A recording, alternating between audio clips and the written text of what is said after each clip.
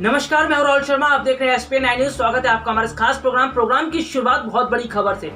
खबर है कि उत्तर प्रदेश में राजनीतिक गलियारों में बहुत तेजी से सुगबुगाहट हो रही है और सबसे बड़ी बात यह है कि उत्तर प्रदेश के मुख्यमंत्री योगी आदित्यनाथ के कामकाज से पार्टी आलाकमान खुश नहीं। जी हां, खुश क्यों नहीं है और क्या वजह है कि योगी आदित्यनाथ से पार्टी आलाकमान ने मुंह फेर लिया, हम आपको एक एक करके बताएंगे। लेकिन इससे पहले आपको ये बता देते हैं कि सबसे बड़ी बात तो यह है कि प्रधानमंत्री नरेंद्र मोदी, अमित शाह, जेपी नड्डा के अलावा कई बीजेपी ऐसे दिग्गज नेता हैं जो योगी आदित्यनाथ से नाराज हैं। नाराजगी की वजह उत्तर प्रदेश में लगातार बीजेपी की कम होती लोकप्रियता।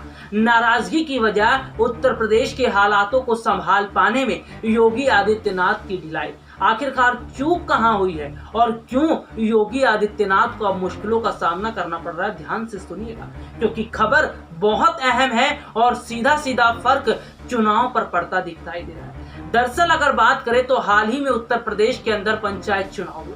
पंचायत चुनाव में देखने को मिला कि बहुत बड़ी बड़ी सीटों पर समाजवादी पार्टी का कब्जा हो गया। कई सीटों पर कांग्रेस ने भी जीत हासिल की और आपको यहाँ पर यह बताएं, अयोध्या, जी हाँ, लखनऊ, इसके अलावा अगर बात करें तो इस कानपुर, कई बड़ी सीटों पर समाजवादी पार्टी ने जीत हासिल की। पश्चिमी उत्तर प्रदेश में तो कई बीजेपी नेताओं की जमानत जब्त हो गई। इसके बाद चलते हैं कोरोना के लेकर। कोरोना की दूसरी लहर आई, उत्तर प्रदेश में हाहाकार मचा। यहां तक कि प्रदेश की जनता भी योगी सरकार के खिलाफ खड़ी हो गई और सवाल करने लगी कि आखिरकार इतनी जरूरत क्या पड़ गई कि कोरोना की हालत के दौरान उत्तर प्रदेश में पंचायत चुनाव कराए गए। बड़ी संख्या में शिक्षकों की मौत हुई, उस पर सरकार ने चुप्पी साधी। तो कुल मिलाकर आप ये देखिए कि उत्तर प्रदेश में जो बड़ी ढिलाई योगी सरकार की तरफ से की गई, इसका खामियाजा उन्हें चुनाव में भुगतना पड़ा। एक रिपोर्ट में आपको यहाँ पर दिखाऊंगा जो बहुत अहम है, इससे आपको बहुत कुछ साफ पता चलेगा और आपको ये भी पता चलेगा उत्तर प्रदेश का विधानसभा चुनाव बीजेपी के लिए कितनी बड़ी मुश्किलें खड़ी कर रहा है। उत्तर प्रदेश में अगले साल विधानसभा चुनाव होने वाले हैं और चुनाव से पहले बहुत बड़ी खबर निकलकर सामने आई है। खबर ये है कि क्या पार्टी आलाकमान योगी आदित्यनाथ से नाराज हैं? क्या पार्टी आलाकमान के दिग्गज नेता योगी आदित्यनाथ से नाखुश हैं? जी हाँ, ये सवाल इसलिए क्योंकि जिस तरह से देखने को मिल रहा है कि उत्तर प्रदेश के मुख्यमंत्री योगी आदित्यनाथ को किनारे करते हुए जिस तरह का फैसला दिल्ली से लिया जा रहा है और उत्तर प्रदेश के योगी कैबिनेट में जो फेरबदल हो रहे हैं उसमें भी दिल्ली का ही बहुत बड़ा हाथ है। तो इसका मतलब ये है कि उत्तर प्रदेश के मुख्यमंत्री योगी आदित्यनाथ अब एक मोहरा बनकर रह गए। लेकिन इस बीच देखने को मिल रहा है कि जिस तरह से स्थितियां हैं वो कुल मिलाकर ये बताती हैं कि बीजेपी में अब सब कुछ सामान्य नहीं है। यूपी विधानसभा चुनाव से ऐन पहले राज्य में हलचलें तेज हैं। बीते कई रोज से यहाँ आरएसएस और बीजेपी के नेताओं की बैक टू बैक बैठक हो रही है। बीते दिनों भी बीजेपी के यूपी प्रभारी राधा मोहन सिंह राज्यपाल आनंदीबेन पटेल से मिलने पहुंचे तो कैबिनेट बदलाव की चर्चा फिर तेज हो गई। लेकिन उन्होंने साफ कर दिया कि कैबिनेट विस्तार के फैसले का विशेष अधिकार सीएम के पास ही है।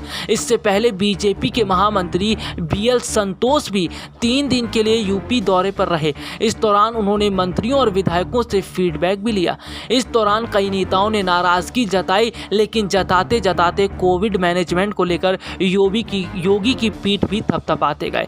यानी कि अगर कहा जाए तो उत्तर प्रदेश में बीजेपी के नेता भी आधे संख्या में उत्तर प्रदेश में योगी आदित्यनाथ से नाराज हैं और कुल मिलाकर देखा जाए तो वो स्थितियों को संभालते भी दिखाई दे रहे हैं। यानी बीजेपी और आरएसएस के लिए योगी को सीएम की गद्दी सौंपने का फैसला अब ऐसा हो गया है कि उन्हें बदलना या बनाए रखना, दोनों ही स्थिति में पार्टी को नुकसान उठाना पड़ सकता है। दरअसल इसके पीछे एक नहीं कई वजह हैं। पिछले 4 साल में योगी आदित्यनाथ की मुख्यमंत्री के रूप में लोकप्रियता तेजी से बढ़ी है। उनके सामने 4 साल पहले के कई प्रतिद्वंदी पिछड़ चुके हैं। यही नहीं, वह यूपी में 5 साल का कार्यकाल पूरा करने वाले बीजेपी के पहले मुख्यमंत्री भी बनने जा रहे हैं। इससे पहले कल्याण सिंह और राजनाथ सिंह जैसे वरिष्ठ नेता बीजेपी की ओर से राज्य के सीएम बने, लेकिन कार्यकाल पूरा करने से चूक गए। इसके अलावा लव जिहाद, सार्वजनिक संपत्ति संपत्ति की नुकसान से वसूली जैसे कई कड़े कानून बनाकर वह रोल मॉडल बनकर उभरे, जिसे बाद में कई राज्यों ने भी अपनाया। सफल मुख्यमंत्री के अलावा योगी आदित्यनाथ हिंदुत्व का सबसे बड़ा ब्रांड नेता बताए जाते हैं। उनकी छवि बीजेपी के एक फायर ब्रांड प्रचारक और हिंदुत्व के प्रतीक नेता के तौर पर भी है। सीएम रहते उन्होंने लव जिहाद और गौ हत्या विरोधी समेत तमाम ऐसे कानून बनवाए जिससे उनकी हिंदूवादी छवि को बढ़ावा मिला।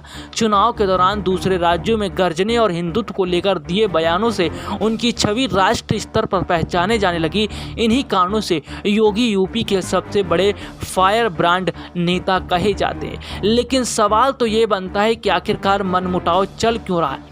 देखा जाए तो मनमुटाव चलने की असली वजह है उत्तर प्रदेश में जिस तरह से पंचायत चुनाव में बीजेपी को झटका लगा, कोरोना की वजह से हालात खराब हुए और गंगा नदी के पास इतनी बड़ी संख्या में जो शव मिले, ये सब देखकर पार्टी आलाकमान का दिमाग घूम गया और सीधे सीधे योगी पर भड़क गए। यानी कि अगर कहा जाए तो उत्तर प्रदेश में अगले साल होने वाले विधानसभा चुनाव से पहले कई बड़े बड़े फैसले लिए जा सकते हैं और ऐसे में देखने को मिल रहा है कि फिलहाल उत्तर प्रदेश के मुख्यमंत्री योगी आदित्यनाथ को कई तरफा परेशानियों का सामना भी करना पड़ता दिखाई दे रहा है।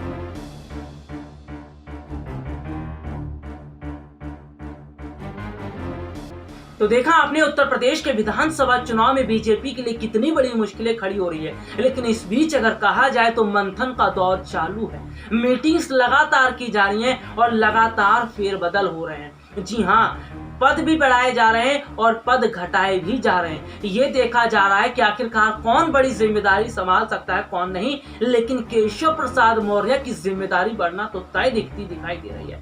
केशव प्रसाद मौर्य के साथ AK शर्मा को लेकर भी बड़ा फैसला हो सकता है। आपको बता दें कि बीते दिनों देखने को मिला कि उत्तर प्रदेश में बीजेपी के प्रभारी ने आनंदीबेन पटेल को जो चिट्ठी सौंपी, जो लेटर दिया, उसमें कई मंत्रियों के नाम शामिल हो सकते हैं जिन्हें बड़ी जिम्मेदारी दी जाएगी या जिनकी जिम्मेदारी घटाई जाएगी। तो ऐसे में यह कहा जाए कि बहुत बड़ी स्थिति जो है वो बीजेपी के सामने खड़ी हो गई है। बंगाल चुनाव में हार के बाद बीजेपी बौखलाई हुई है और सबसे बड़ी बात है, अगर उत्तर प्रदेश के विधानसभा चुनाव में बीजेपी की हार होती है तो इसका मतलब आप ये समझिए कि लोकसभा चुनाव में बीजेपी की हार होना तय है। इसीलिए उत्तर प्रदेश का विधानसभा चुनाव जीतने के लिए बीजेपी पुरजोर कोशिश कर रही है, लेकिन माहौल कुछ और दिखता नजर आ रहा है। आज के लिए इतना ही है, आपसे फिर मुलाकात होगी, तब तक के लिए इजाजत दीजिए। नमस्कार।